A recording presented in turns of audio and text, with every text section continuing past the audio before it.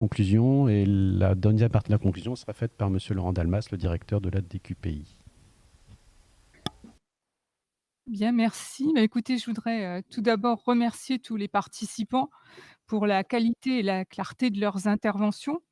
Moi, je pense que cette journée régionale a bien montré, l'importance de la préparation aux risques infectieux dans les établissements médico-sociaux et puis la nécessité, pour leurs équipes d'acquérir, suffisamment de compétences dans ce domaine et cela conforte notre volonté à l'ARS de renforcer la structuration régionale, en la matière.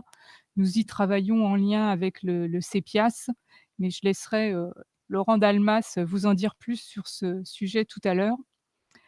Comme l'a dit Virginie Quéré en introduction, nous avons un espoir important de voir la sortie de crise avec la vaccination qui commence, donc dès cette semaine dans notre région et qui cible en priorité les EHPAD. Donc je veux quand même profiter, même si on a déjà dépassé le timing, de ce temps d'échange pour, vous redonner quelques éléments d'information sur ce sujet, d'autant qu'il y a eu des questions qui ont été posées, sur ce sujet dans l'après-midi. Et peut-être tout de suite, voilà, insister, sur l'importance, hein, pour les établissements, médico-sociaux de se préparer, le plus en amont possible pour, anticiper tout ce qui peut l'être, notamment engager, le recueil du consentement, l'organisation des consultations, prévaccinales et puis, évaluer, le plus finement possible, les besoins précis, en doses de vaccins. Mais, voilà, je sais que nos structures sont déjà fortement mobilisées, sur le sujet. Comme vous le savez, le 1er vaccin qui est disponible, c'est celui produit par le laboratoire, Pfizer Biotech. C'est un vaccin qui présente des conditions de conservation, qui sont très contraignantes et qui, nécessite une 2e injection à 21 jours, d'intervalle. Donc dans ce cadre-là, conformément aux recommandations de la Haute Autorité de Santé, on a donc une première phase de campagne de vaccination qui concerne les résidents des EHPAD, des USLD et des CCSR gériatriques, ainsi que les professionnels de santé les professionnels, pardon, tout professionnel, aussi bien, professionnels de santé, logistique, administratifs.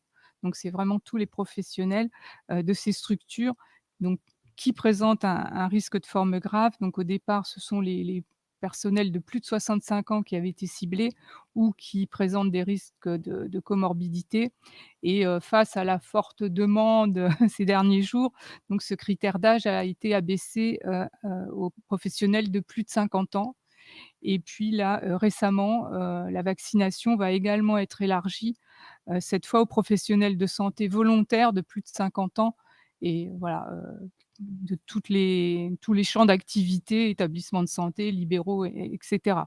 Donc voilà, on est, sur, et vous l'avez entendu, dans les médias, sur une phase d'accélération. Donc il y a un circuit d'approvisionnement, en vaccins qui a été défini, au niveau national et qui est mis en œuvre sous l'égide de Santé publique France, compte tenu des contraintes logistiques très fortes liées, voilà, à ce premier type de vaccin. Donc il y a 2 flux d'approvisionnement.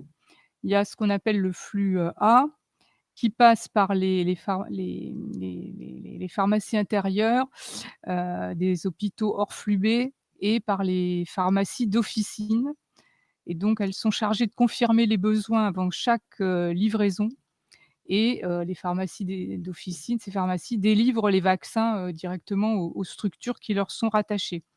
Donc c'est ce qu'on appelle un flux, poussé ajusté en 3 rotations pour s'ajuster aux besoins, pour chaque injection, hein et les rappels.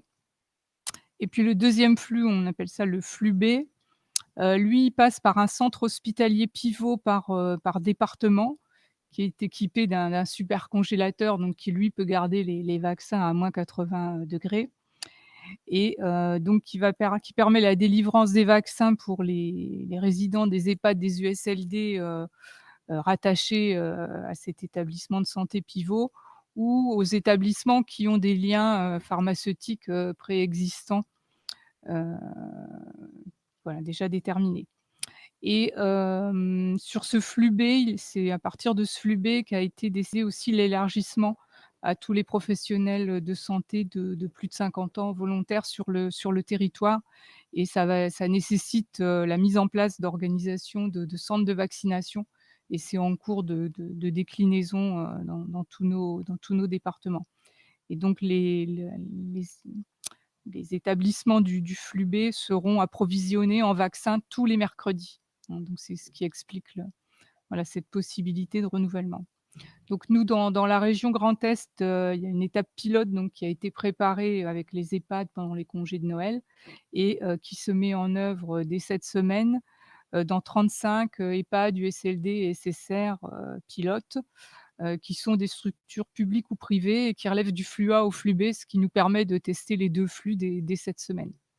Et puis donc il y a eu une deuxième étape qui normalement devait démarrer le 18 janvier, mais qui en fait est avancée, qui va démarrer dès le 11 janvier prochain, donc dès lundi prochain, donc avec des livraisons qui vont s'étaler, mais qui vont démarrer, c'est la Marne qui démarrera en premier le 11 janvier, mais chaque département, voilà, aura connaissance et chaque EHPAD d'ailleurs, chaque pharmacie aura connaissance de ces dates de livraison. Donc ce qui fait que normalement d'ici la fin janvier, eh bien les 620 EHPAD de la région, auront été livrés en doses de vaccin et auront, pu, démarrer, cette campagne de vaccination.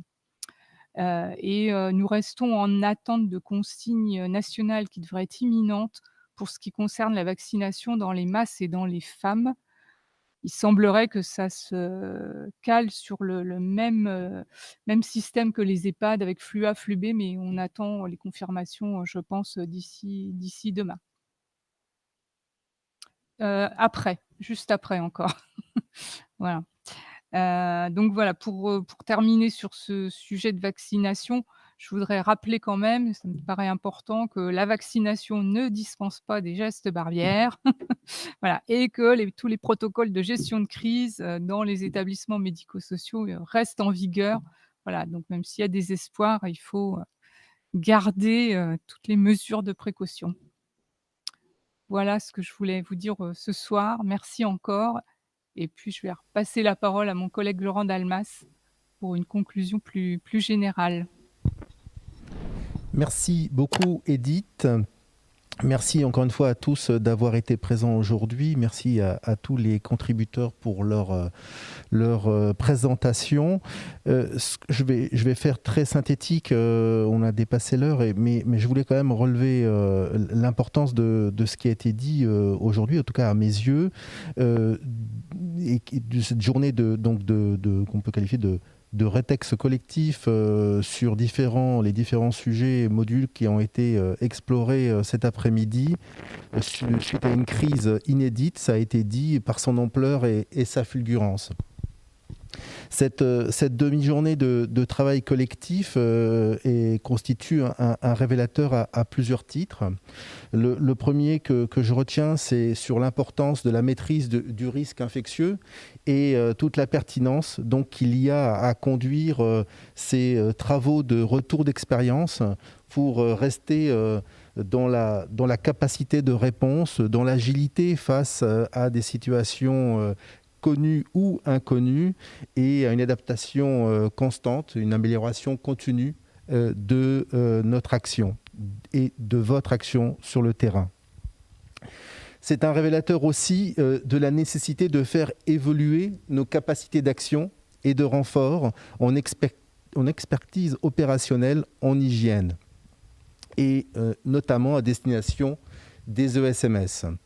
On a eu plusieurs retours d'expérience sur différentes modalités d'intervention qui ont été mises en œuvre. Il nous faut pouvoir analyser toutes ces possibilités, pouvoir faire un état des lieux sur ce qui se passe aussi au niveau national, dans les autres territoires, afin qu'on puisse dégager des priorités et des propositions très concrètes, et se donner donc les moyens de disposer d'une capacité d'action en réponse aux situations qu'on a pu rencontrer. Qu'elles soient en amont d'une crise, donc dans une démarche continue d'amélioration de cette maîtrise en hygiène, mais aussi en capacité de réponse en cas de survenue d'une crise. Cette demi-journée aussi est un véritable révélateur de l'engagement des professionnels de santé que vous êtes, qui ont fait front, qui ont su s'adapter et réagir et innover pour trouver des solutions et assurer la continuité des missions du système de santé. Et le dernier des révélateurs, et pas le moindre, je retiens le fort niveau d'entraide et de solidarité et qu'il y a eu et qui continue d'exister entre structures, entre institutions, entre professionnels et entre acteurs en santé. Merci à tous pour votre engagement, pour vos travaux et pour la poursuite de ces travaux, puisque comme l'a dit Edith, il nous reste encore des étapes importantes à franchir pour sortir de cette crise. Et la vaccination n'est pas la moindre. Mais encore une fois, merci beaucoup pour votre participation et puis à bientôt pour poursuivre ces échanges et cette co-construction, co-adaptation progressive de notre système de santé. Merci à vous, bonne fin d'après-midi.